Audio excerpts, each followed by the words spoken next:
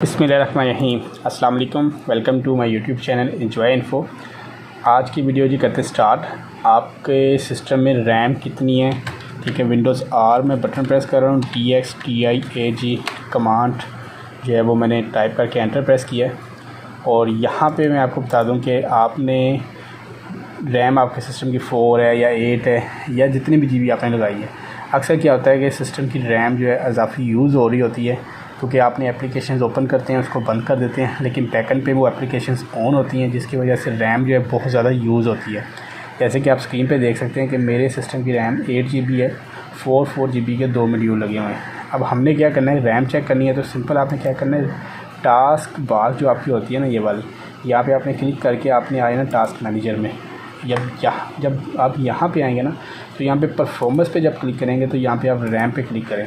अब यहाँ पे देखें कैशे, जो कैशे मेरी रैम की यूज़ हो रही है ना, 4 GB रैम जो है मेरी यूज़ हो रही है यहाँ पे कैशे में।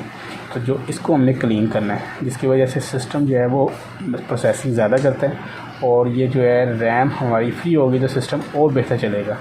तो अब इसको हमने करना है कैशे को क्लीन। तो कैशे को कैसे क्लीन करना है, वो सिंपल आपने क्रोम ओपन करना है, लिखना है रैम मैप। सबसे ऊपर आपने रैम मैप ओपन करके यही सबसे ऊपर वाली वेबसाइट जो है यही आपने ओपन कर लेनी है।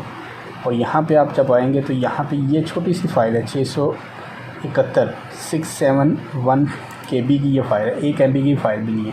इसको आपने डाउनलोड करना है। डाउनलोड करने के बाद आपने इसको कर लेना है ओपन। और यहाँ पे मैंने पहले डाउनलोड वैसे किए, अब यहाँ पे मैं इसको एक्सट्रैक्ट कर लेता हूँ।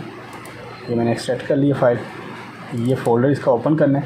अब यहाँ पे ये देखें कि जो सबसे बड़ी फ़ाइल ना 662 MB वाली,